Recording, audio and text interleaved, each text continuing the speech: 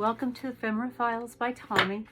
And I have been working in this journal that is, or this book that is part of the Bless This House series that I am making, those journals. And I don't have a lot of voice, and we've got somebody working in our house. We're retiling our bathroom, but he's cutting tiles in the garage, and so every so often it just gets really loud in here.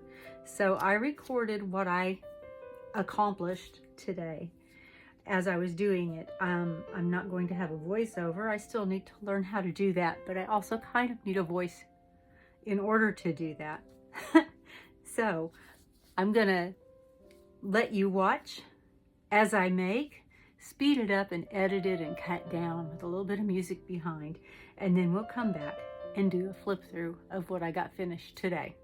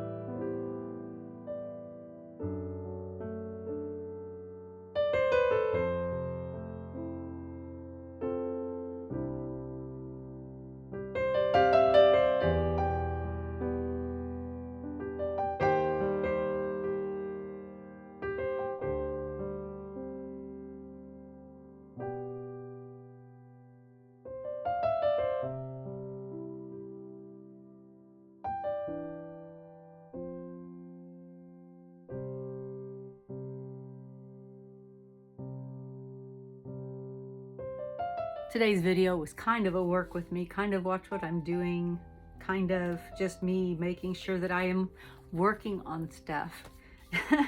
So here we go. I have a video for how I did this, and you can find it in my videos list, the playlist for Bless This House. And the first thing I did was, I like to, when I make page pockets, I take my envelope punch from We Are Makers and I put my thumb notches in there with that because I just prefer that over the one that has the little points, because I have trouble with the ones with the points on the corners. But I should have just punched the first one and not through the back of the page. And so I went through and used my whale tab punch and glued it on the back side of where that tab was. Now it actually was helpful to have that there because I could line this up where I needed it to be. And I went through and there's 13 or 14. I miscounted either the number of tabs that I punched or the number of pockets that I had. Let's see, other than that, I went through, let's see, I did this the other day. I just collaged a pocket for this front page. I went through and using clothing pattern tissue, and I counted 4, 5, or 6 pages and used that to cover up the words on the page, and did that all the way through the back. And then this is another one that I already did, but it's kind of the same thing. I used sheet music, and music, well, they're not printables, but they're things that I purchased. Again, skipping a handful of pages so that I've got them evenly spaced. I have several pieces of writing paper like this that I'm going to use through it. I just went ahead and put that one on there. It's somebody's list of names, and it says Louise, Stephen, Mildred, and Robert. And I thought that was fun. Here's part of the music, the sheet music that I came through, and I know that I can put a pocket on that part, so I'm just leaving it like that. There's another one of the tabs, that's a top pocket. Then I showed you this book before I tore into it. It's from 1948, and it's got all kinds of fun stuff in it. And it's actually got a list of the United States, but we're missing a few because 1948, we did not have Alaska or Hawaii. I think we had the other 48. But I took out a couple of pages. The person who had this had used them for birthdays, and so a couple of things are written on. And I glued that down, and again, I can put a pocket down here. Occasionally, I'm finding things that on the pages that I like what it says, and so I'm leaving that. There's another of the sheet musics. This one I kind of collaged with the clothing pattern paper and a bit of sheet music. Another tab. Right here, either my book split or I mistakenly took out a piece of the paper that I shouldn't have, a piece of the book page that I shouldn't have. So this is fabric tape that I just put on there to cover up the gap. And then one of my tabs kind of coordinated, so I made sure and put that on there. This is a piece of dyed paper. Looks like it is probably some of my green tea dyed paper.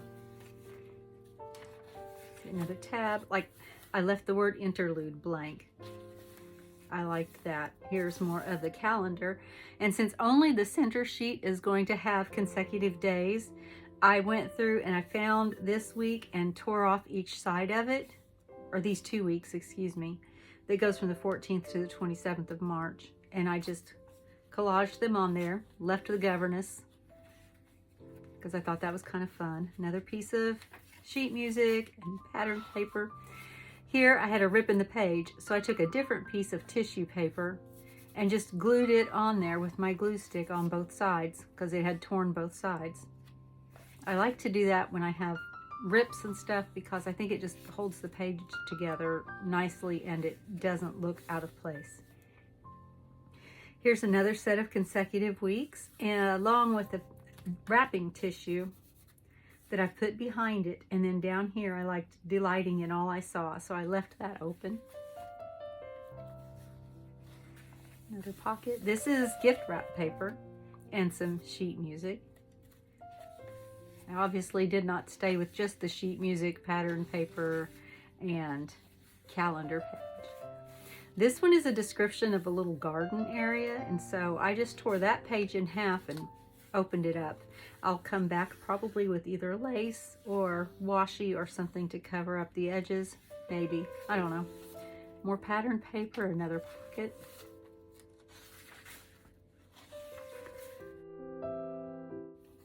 And then this is another piece of the prints that you can purchase.